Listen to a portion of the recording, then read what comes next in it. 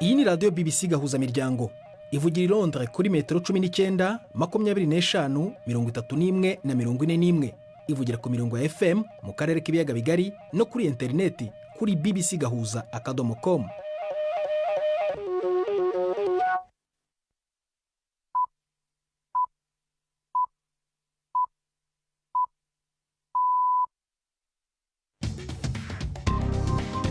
Ubu ni saa 10 n'igice ku isaha mpuzamahanga ya GMT, ni saa 12 n'igice ku masaha yo mu Rwanda no mu Burundi.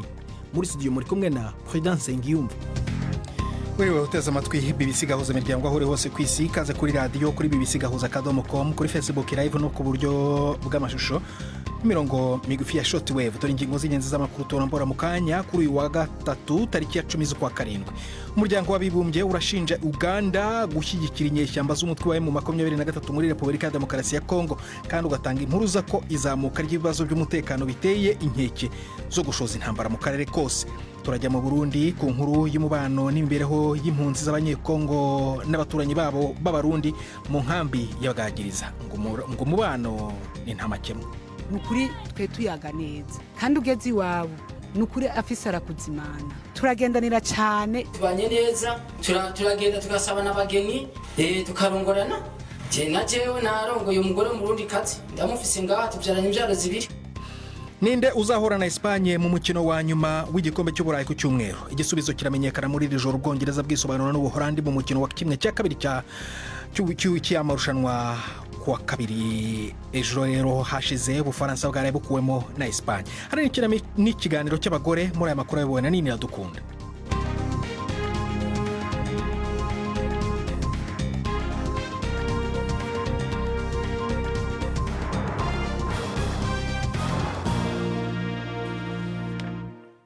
Ibyo byose n'ibindi bikubiye muri aya makuru turabarambura mu kanya nyuma ko Jacques Niyitegeka tugezaho andi ingenzi avugwa ku isi.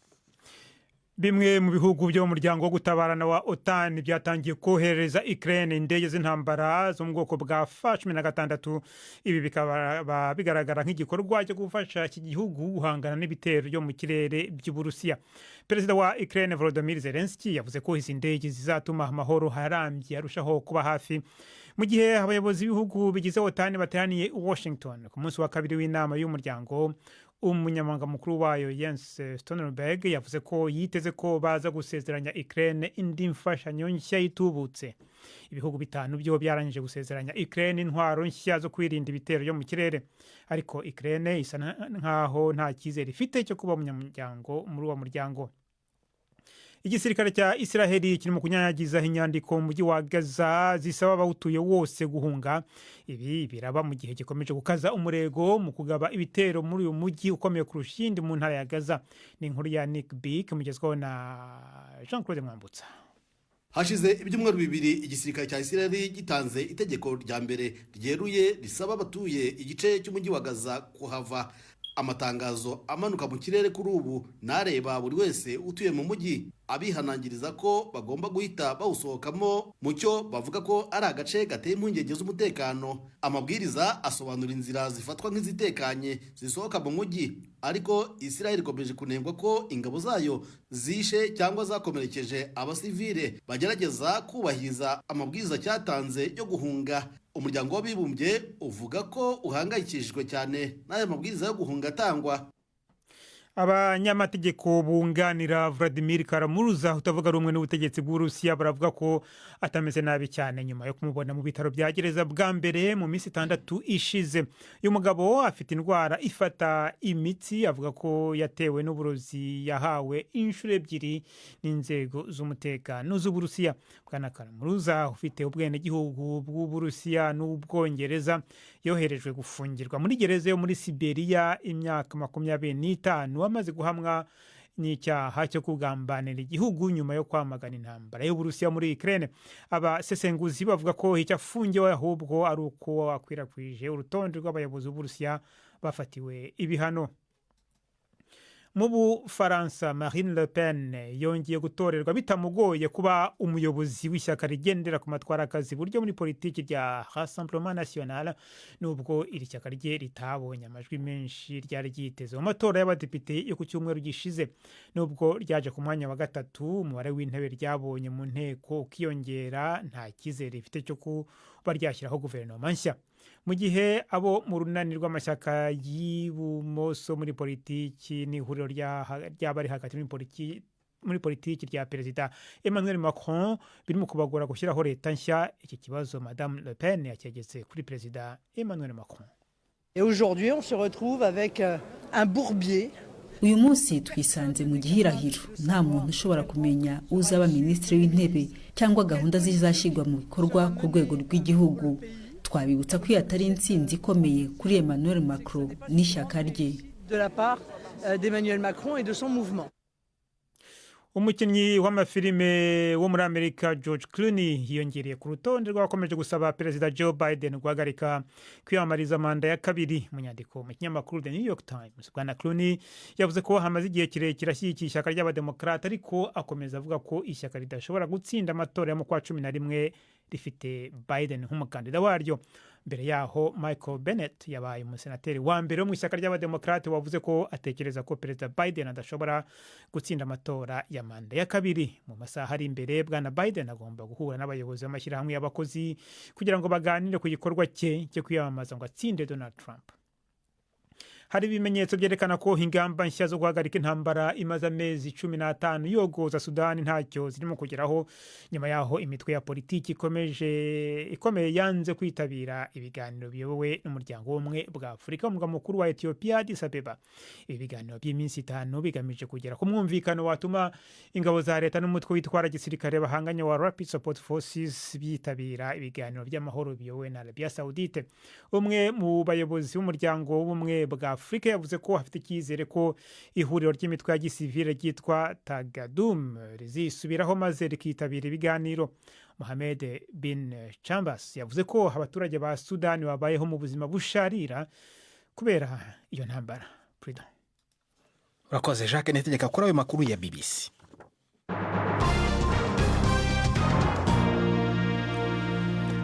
Ikaze ku makuru arambuye. Umuryango w'abibumbye urashinja Uganda gushyigikira inyeshyamba z'umutwe wa M23 muri Repubulika ya Demokarasi ya Kongo. Inzobere za Loni ziratanga impuruza ko izamuka ry'ibibazo by'umutekano biteye inkeke zo gushoza intambara mu karere kose. Umutwe wa M23 usanzwe uregwa gushyigikirwa n'u Rwanda, ibirego abategetsi barwo bahora bahakana.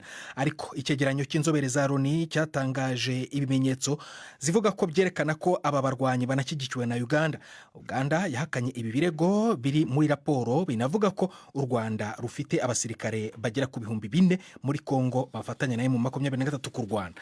Icyegeranyo kandi impapuro 293 cyakoze iperereza kugeza hagati mu kwezi kwa 4 cyasohowe muri iki cyumweru, ariko cyari cyarabanje guhabwa komite ishinzwe ibihano mu kanama k'umutekano mbere yo koherezwa mu kanama k'umutekano nyirizina mu kwezi gushize kwa 6. Icyegeranyo rero kiranavuga ko ingabo z'u Burundi zagize uruhare mu bikorwa by'abasirikare barwo ndetse n'abakongo bafatanya mu kurwana barwanya umutwe wa M23 n'abasirikare b'u Rwanda. Ibintu bizamura ubushyamirane bukaze. Inkuru yo ku rubuga rwa BBC muragezwaho na Mark Niyonkuru. Abo bahinga b'ishyirahamwe mpuzamakungoni bavuga ko Uganda iriko irafasha inyeshamba za M23 zigwanira mu burasirazuba bwa Repubulika ya Demokarasi ya Kongo. Abo bahinga baranagabisha ko izo ntambara ziriko zifata iyindi ntera ishobora kuba imbarutso ku ntambara y'akarere. Iyo raporo ya ONU ivuga ko bishoboka ko Uganda yemerera ibikoresho vyo mu ngwano, ibiribwa n'abagwanyi bashasha ba M23 guca ku butaka bw'ico gihugu. Ngo Uganda ntiyabujije inyeshamba za M23 n'ingabo z'u Rwanda gutura no guca ku butaka bwayo. Ico cegeranyo kivuga ko abasirikare bakuru bo mu butasi bw'igisirikare ca Uganda bageze mu gisagara ca Bunagana muri Kongo kuva nibura mu mpera z'umwaka wa 2023 guhuza ibikorwa n'abakuru ba M23 no guha abakuru b'uyo muhari uburyo bwo gukora ingendo mu karere isanzwe igenzura. Nk'akarorero, ico cegeranyo kivuga ko umukuru wa gisirikare wa M23 Sultani Makenga asanzwe yarafatiwe ibihano na ONU zo kutagira ingendo yagize izo ngendo muri Uganda mu manama. Uganda iragirizwa kandi gufasha urunani Alliance Fleuve Congo rumaze igihe kitari kinini rutanguye rubona n'abasesenguzi nk'ishami rya politiki ry'umuhari M23. Umushikiranganje wa Republika ya Demokarasi ya Kongo ajeje imigenderanire Therese Kayikwamba yavuze ko ahangayikishijwe n'ibirego by'ubufatanyacaha hagati y'ingabo za Uganda, M23 n'ingabo z'u Rwanda. Yavuze ko ikibazo kizoshikirizwa abategetsi bo hejuru ba Uganda, igihugu gisanzwe gifasha mu kurwanya inyeshamba za ADF. Bamwe mu Barundi baba ku mugabane w'i Burayi barashimishwa n'icyo bavuga ko ari uruhare rwabo mu iterambere ry'u Burundi biciye ku mafaranga bohereza mu gihugu cyabo. Menshi muri ayo mafaranga afasha imiryango basizeyo, ariko rero bakananubira uburyo bwo kohereza ayo mahera ko butaborohereye kandi butoroshywa n'abategetsi, ibintu bituma acishwa mu nzira z'amagendu, icyo mu Kirundi bita mu kinywabi. Abahanga mu butunzi bavuga ko ubwo buryo butuma igihugu kihahombera. Le Majesté uri mu Bubiligi yavuganye na bamwe muri abo Barundi bohereza amafaranga, adutegurira inkuru ikurikira. Etienne Ndikumana ni Umurundi aba mu gisagara ca Mukron, ni mu majepfo y'igihugu c'u Bubiligi. Uwo mugabo w'imyaka 47 asanzwe akora akazi ko kunguruza ingenzi mu mabisi manini. Avuga ko n'abagenzi we naho bari kuri metero birenga 7,000 uvuye mu gihugu cabavyaye, agatima kagiterera aho bataye uruzogi, ari naco gituma igice kimwe c'agashara bakirungikiye bamuka mu Burundi, yamara kanegura ko batorezwa mu kurungika amafaranga mva makungu. Ugereranije rero nta urungika amafaranga ari munsi y'ibihumbi 2 by'amayero ku mwaka. Uwo nuwa make uko hari n'abashikana ibihumbi 10 ku mwaka. Rero cugwiza n'ibihumbi by'abarundi bari Buraya usanga ari amahera menshi cyane. Ikibabaje nuko kwikora kubakorera mu kinywabi kuri marché noir, kuko igiciro ca banki nkuru kiri hasi ugereranije n'abatuvunjira bakorera mu kinywabi. Ivyo biremezwa n'abasanzwe bakora umwuga wo kurungika ayo mahera mu Burundi. Justin Bizabigomba akora umwuga i Buruseli ku mugwa mukuru w'Ububirigi. Ufatiye ku biharuro urabona ko bayarungika ari benshi. Uravye ku kwezi turashikana nk'ibihumbi nka 90 by'amayero. Muri Kigarama mu minsi y'imisi mikuru ya Noel n'ubunane barashobora kurungika, uharuye ugasanga bararungitse nk'ijana, uyasize hamwe ugasanga ni nk'ibihumbi 110 by'amafaranga y'amayero. Urumva se amafaranga make. Josephine Johnson Nkunzimana ni Umurundikazi aba mu gihugu c'Ububirigi imyaka itari mike. Nawe nyine asaba abategetsi b'u Burundi guha agaciro abarundi baba mu mahanga, gutyo nabo baheze batereye mu iterambere irama ry'igihugu. Diaspora zose zirafise ico zifasha mu gihugu iwabo, kubera abantu benshi babiburaya bararihira amashure nk'abantu bari iwabo mu bihugu vy'iwabo, barakora business. Ivyo ni ibintu bigenda birahinduka uko imyaka igenda. Ushitse uri mu nzu ushika ata mapuro uronka, ushikubanza kurondera amahera, kandi kenshi yaronse uragira ico ukoze iwanyu, uragira ico uhinduye, igihugu cy'iwanyu kigashobora gutera imbere. Nabenga mu by'ubutunzi bavuga ko hakiraga haze naho abarundi bijukiye kurunka amahera atari make mu Burundi. Godefroid Bigirimana ni umuhinga mu by'ubutunzi muri leta y'Ububirigi. Kubijanye n'iterambere no gutanga akazi amesha ko Burundi buhatakariza byinshi. Kibazo cerekeye kurungika amafaranga mu gihugu cabo, koko nk'ayandi ma diaspora yo mu bindi bihugu barungika, ariko ibiharuro vyerekana ko Burundi tukiri inyuma gatoyi, ibice ni 1% vyerekeye ubutunzi bwose bw'igihugu, mu gihe ivyo bice biharurwa muri 8%, muri Senegal 5%, muri Nigeria n'ahandi n'ahandi. Abahinga benshi berekana yuko aya mahera arungikwa vino cane ya diaspora yo muri Afrika niyo mu Burundi dahaze ashikira hanini imiryango yabo, nayo bo bakayakoresha mu vyerekeye gusuma, kuriha amahera y'ishure, ntibayatumbereza hanini mu bintu bijanye no kudandaza no kugira ico ni cambere. Ica kabiri nuko gushika ubu nta politiki iboneka neza yo kwegeranya ayo mafaranga kugira igihugu gishobore kugura imiti, gishobore kugura kabira. Ica gatatu nuko ayo mafaranga arungikwa nukuraba nahaca n'amakano acamwo, kubera gushika ubu nta biharuro bitomoye neza bijanye n'ayo mahera agenda hari, kubera bayahanahana mu minwe hanyuma bakaca bayavunjisha kuco bita marché noir. Ico gihe rero l'impact irashobora kugabanuka gatoyi, kubera hari naho abantu bamwe bafise amarundi menshi baca bagenda kuyagura, baca bayabika kugira ngo babike ifaranga ryabo mu ifaranga ryo hanze, ukaca usanga kuvyerekeye ubutunzi bw'igihugu nta impact nini ya ayo mafaranga agize. Ibiharuro vy'igisata ca ONU cabimukira OIM ishami ryo mu Burundi vyerekana ko mu 2023 gusa abarundi b'amakungu barungitse imiliyoni 47 z'amadolari y'abanyamerika. ayo nayo akaba ari munsi y'igice kimwe n'ivy'ijana bitandatu vy'amahera leta ikoresha. Uburundi bukaba buza ku rutonde rwa nyuma mu bihugu vyo mu karere ka Afrika y'ubuseruko busanzwe buhurukiyemwo inyuma y'igihugu ca Sudani y'Epfo. I Buruseli mu Bubiligi, Alain Majesté Barenga. Tuve mu Bubiligi dufata akaruhuko gato cyane mbere uko tujya mu mikino mu kanya. Ni saa 11:44 muri studio za BBC London, saa 1:16 mu Rwanda no mu Burundi. Turagaruka mu kanya. Ni Prudence Ngyumva. BBC gahuza miryango Igoma ni kuri FM 93 n'ibice 8. Duhere mu Burundi ariko ku nkuru y'umubano n'imbereho y'impunzi z'abanyekongo. Mu bihe nk'ibi bigaragaramo izamuka ry'umubare ukomeye w'impunzi mu bice bitandukanye ku isi, ntibitangaje cyane kumva inkuru z'ubushyamirane cyangwa ibibazo hagati y'abenegihugu n'impunzi ahanini bishingiye ku mibereho yo gusangira ibikorwa remezo bike n'amikoro bidahagije. Ariko mu nkambi ya Bwagiriza mu ntara ya Ruyigi abanyekongo bahahungiye bavuga ko nta gatotsi n'abaturanyi babo b'Abarundi. Bemeza ko imibereho yabo irenga ubuzima busanzwe bwa buri munsi, ukagera no guhana abageni nka kimwe mu bimenyetso byo gumushimangira umubano wabo. Mugenzi wacu Bernard Bankukira yakubitiyeyo muri iyo nkambi aganira na zimwe muri izo mpunzi zanize ikirundi adutegurira inkuru ikurikira. Aha tubaye aho mbashije kumenya aho nageze aho nazengurutse. Uyo ni Aline Nyasingizwa icegera c'urongoye abakenyezi imikambi ya Bwagiriza iri mu ntara ya Ruyigi, ikambi y'impunzi z'abakongomani izungurutswe n'ibigwati bitatu vy'abanyagihugu b'Abarundi. Izo mpunzi zishimagiza kukungene zibanye nabo. Aho umenyere yuko mubanye n'umuntu neza uraba mu busabane. Iyo ugiye hanze y'ikambi, mbese mvuge mu Barundi, ukaja hanze mu Barundi ugashikayo ugashika ku mbuga zabo ugahura nabo ukayaga nabo, nukuri twe tuyaga neza. Kandi ugeze iwabo nukuri afise arakuzimana. Muragendanira? Turagendanira cyane. Jewe hatari na kera ejo kuwa Mungu hariho umumama yaje avuye ijya ruguru ku misozi iriya, aravuga ati jewe ngize iminsi ntabona Aline, mbega ari hehe? Nagiye kubona mbona araje arinjiye atanze hodi, yaje azangemuriye n'ibiharage.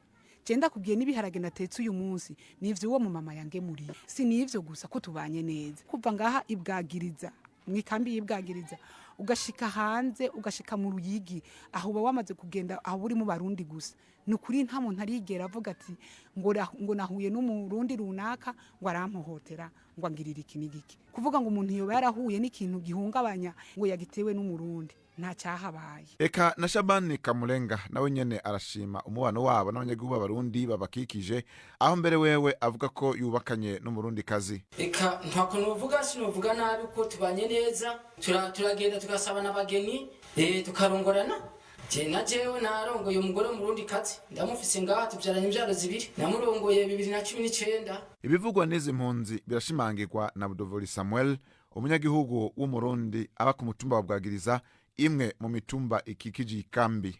Ko ndiko ndaraba hirya no hino imitumba duhana imbibe muri rusange tubanye neza, nta ngorane n'imwe ihari kuko turaza turafashanya mu bijanye n'umutekano, ibintu nk'ivyo. Donc muri rusange tubanye neza kuko turafashanya mu tuntu no hirya. Ikimyidogo vraiment nta myidogo ihari kuko impande hose dusa n'abagenderaniranye natangorane. Ikambi y'impunzi ya Bwagiriza ikikijwe n'ibigwati bitatu arivyo Bwagiriza, Rubaragaza hamwe na Nombe. Izo mpunzi zivuga ko ataruhande na rumwe rw'idogero rundi kuko ngo niyo bibonetse ko ashobora kwaduka akagorane kanaka, indongozi ku mpande zompi zica zihutira kuganira. Tugenoneho mu mikino na Yves Bucyana. Imikino kuri BBC gahuza miryango. Mwireho neza mwese abateze amatwi y'BBC. Amakuru y'imikino ndayahera mu mikino yo guhatanira igikombe cy'Uburayi cy'ibihugu. Ubwongereza burahura n'Ubuholandi mu mukino wa kimwe cya kabiri ku isaha ya 3 z'ijoro i Kigali ni Bujumbura. Ubwongereza bugeze muri kimwe cya kabiri kirangiza kiri rushanwa ku nshuro ya kabiri bwikurikiranya.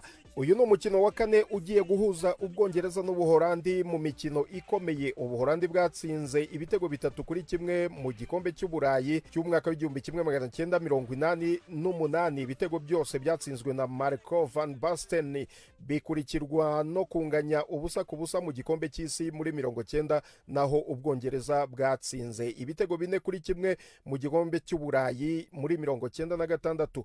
ni umukino abaraguza umutwe ku mugabane w'uburayi cyane mu bwongereza bavuze ko ubwongereza buri butsinde. Ese hano mu Rwanda abakunzi ba ruhago n'abakurikiranira hafi iyo mikino bo barabibona gute? N'abongereza nibabuza gukina Xavi Simons, umusore ukina hagati ubasha gushaka imipira ijya kwa Cody Gakpo ndetse na Memphis Depay, bashobora kubona amahirwe yo gutsinda. Igihe baba batabashije guhagarika bano bahungu biraza kubagora. Ku ruhande rw'abahorandi nabo bazi neza ko Jude Bellingham, Bukayo Saka ndetse na Phil Foden, izi mpande ebyiri Bukayo Saka na Phil Foden nibabasha kuzihagarika birashoboka ko bashobora kubona amahirwe yo gutsinda. Ubwongereza buri ku gitutu, iyo ni impamvu ya mbere ishobora gutuma babona qualification bitewe n'abakinnyi bafite, kugira Harry Kane, Jude Bellingham, Bukayo Saka, Phil Foden, Cole Palmer. Abo ni abakinnyi mu club yabo bitwaye neza, ariko muri national ntabwo batanze umusaruro abantu babategerejeho. Icyo ni igitutu rero babafite, ndetse na Southgate ubona ko yahinduye na system, abakinnyi 3 inyuma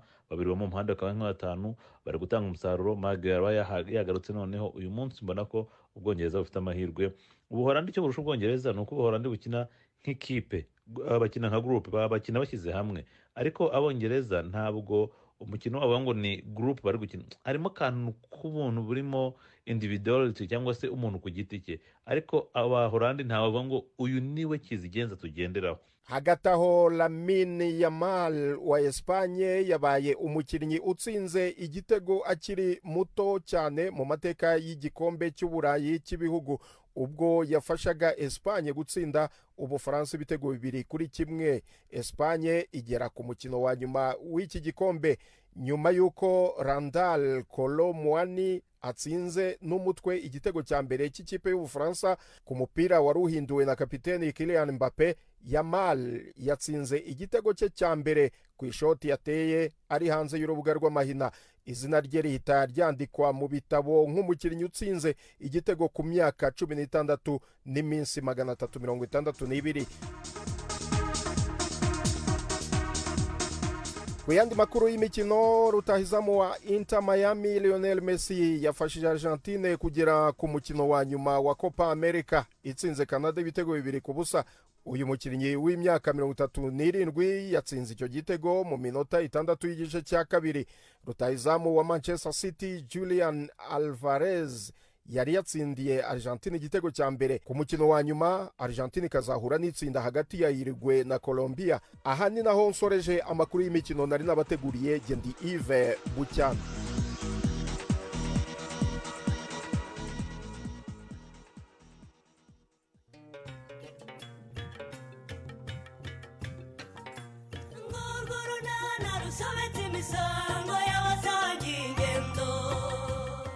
Mu kiganiro runana cyo kuri wa kane twabateguriye nzari intege nke z'abagabo ziba Patrick nzamuryoshya aryoshya ku buryo bizarangira ari we nyisabira kumubera umugore byemewe n'amategeko.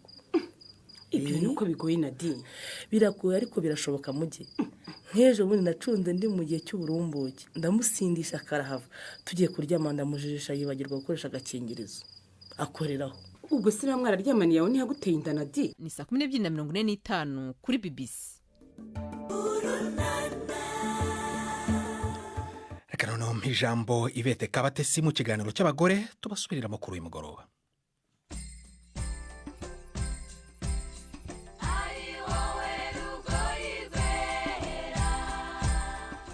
Divine Uwamahoro ni umukobwa washinze ikigo Iwacu in Africa cyigisha urubyiruko ibijyanye na sinema. Iki kigo cyatangiye hashize hafi imyaka 6, kimaze guhugura ababarirwa muri 700 ndetse bamwe bageze ku isoko ry'umurimo. Divine aradusobanurira ibi bikorwa. Iwacu in Africa ni ikigo gifasha urubyiruko ruri hagati y'imyaka 18 na 25 mu gushaka imirimo no kwihangira imirimo mu binyuze muri sinema. Turabatoza mu gufata kamera, mu kweditinga, mu gufotora, mu gukina filime no kuyandika. Rero dufata igihe gitoya kingana nk'icyumweru tukabashyira mu mashuri ya byose, noneho tukagenda duselectinga aho umwana tubona ko afite iyo passion, aho abishoboye. Twigisha abana 25 mu gihe kingana n'ukwezi. Arabimenye se byo byose? Yego, tubashakira ahantu bajya kwihugura, ako biterwa n'ikigo twabajyanyeho. Hari abafata amezi 3, hari n'abafata amezi 6. Nyuma y'icyo gihe hari abatugarukira batabonye akazi, tubafasha guhanga imirimo mu byo bize. Ubu rero mumaze igihe kingana gute mutangiye? Kuva icyo gihe mumaze gutoza abantu bangaye? Twatangiye 2018. Abahungu n'abakobwa tumaze gutoza abana barenga 700. Ubu kwihanda ku bana b'abakobwa kuko mu myaka ishize twarebye dusanga umubare uri nka 15%. Duteranyije n'abakobwa twari dufite mu myaka ishize bamaze kuba abakobwa 158. Abakobwa barangije muri iri shuri rya Iwacu in Africa bemeza ko ayo mahirwe bahawe batayapfusha ubusa. Nitwa Ishimwe Jamila, njye nandika filime n'ibindi bisa nkazo amatheaters n'amadocumentary byose. Ntabwo nabashije gukomeza kaminuza kubera impamvu z'ubushobozi.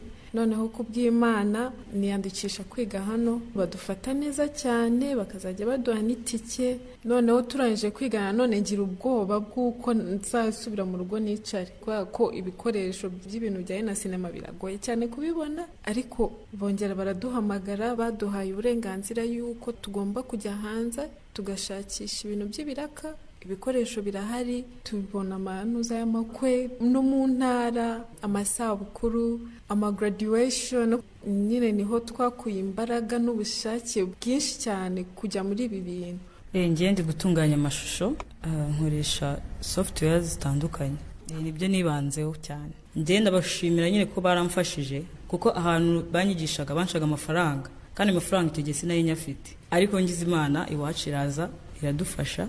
Nyine bituma noneho mbikunda kurushaho, mbigira n'umwuga mu buzima busanzwe, njye mbona ibiraka nyine nkabikora. Bikunze kuvugwa ko abakobwa bari mu mwuga wa sinema bahura n'ibibazo byihariye, n'aba rero ngo nuko. Imbogamizi ya mbere ni mu rugo, imyumvire y'ababyeyi. Baba bavuga ngo umukobwa wacu agiye kwangirikira muri sinema. Iya kabiri, abantu bafitemo uburambe baradusuzugura, ariko nyine natwe twereka ko natwe twihagazeho. Iyindi mbogamizi, abasore bo muri sinema barakaze nyine bakagenda bagukurura bikarangira nyine nawe usanze wishoye mu bintu bitari byiza. Ibi bibazo biri mu byo ikigo Iwacu in Africa kitasize inyuma mu nyigisho gitanga. Cyari imbogamizi guhugura abanyeshuri bacu b'abakobwa bakumva ko nimba bagiye gukora iyo filime abo bari buhure nabo bumve ko ibi bintu bari kwiga atari bibi bajyana muri iyo mico mibi, bakumva ko iyo filime bazayigeraho banarenga iyo ngiyo. Iyo ni imwe mu mbogamizi. Noneho izindi ni izihe? Ibikoresho bidahagije kandi bitari ku rwego twe twifuza, kubona abarimu babizobereyemo koko kuko nabo barahenze cyane. N'isoko ry'abanyeshuri bacu riracyari imbogamizi. Abakobwa bamaze kubona akazi muri bo ni nka 33%. Urumva umubare uracyari hasi. Kuri ubu ikigo Iwacu in Africa gikorera mu mujyi wa Kigali na Rwamagana no mu ntara y'Uburasirazuba. Divine avuga ko bateganya kugera n'ahandi mu gihugu uko ubushobozi buzagenda buboneka. Ni naha rero dusoreje, muramuke neza. Uramuke nawe Yvette, ntawo bari mwaganiraga. Ndabona twenda kwegera umusozo w'ibiganiro byacu. Reka nongere nsubize ijambo Jacques Nitegeka atwibutsa amakuru ya BBC avugwa ku isi. Bimwe mu bihugu byo mu muryango wo gutabarana wa OTAN byatangiye koherereza Ukraine indege z'intambara zo mu bwoko bwa F-16. Ibi bikaba bigaragara nk'igikorwa cyo gufasha iki gihugu guhangana n'ibitero byo mu kirere by'Uburusiya. Perezida wa Ukraine Volodymyr Zelensky yavuze ko izi ndege zizatuma amahoro arambye arushaho kuba hafi. Igisirikare cya Israeli kirimo kunyanyagiza inyandiko mu mujyi wa Gaza zisaba abawutuye wose guhunga. Ibi biraba mu gihe gikomeje gukaza umurego mu kugaba ibitero muri uyu mujyi ukomeye kurusha iyindi mu ntara ya Gaza. abanyamategeko bunganira Vladimir Kara-Murza utavuga rumwe n'ubutegetsi bw'Uburusiya baravuga ko atameze nabi cyane nyuma yo kumubona mu bitaro bya gereza bwa mbere mu minsi 6 ishize. uyu mugabo afite indwara ifata imitsi akavuga ko yayitewe n'uburozi yahawe inshuro 2 n'inzego z'umutekano z'Uburusiya.